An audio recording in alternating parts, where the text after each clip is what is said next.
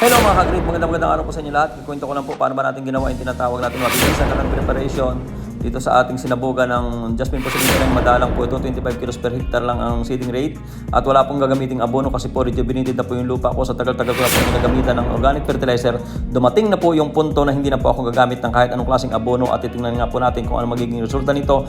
38 days na nga po ito ngayon at titingnan natin kung anong magiging resulta pagdating po ng anihan. So ito po ang timeline natin kung paano tayo nag-start, no? January 10, 2024, tayo po ay nag-spiral tapos tayo ay nag-rotivate gamit po ang paddy wheel na kinakabit po rito sa ating hand tractor.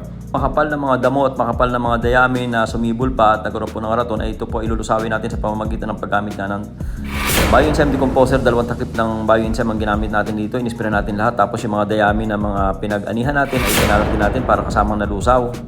After that, kinabukasan po ay nagbabad na rin po ako ng binhi. Pero bago ko binabad, ito ay pinalutangan ko muna para mawala yung mga tinatawag na mga half filled o yung mga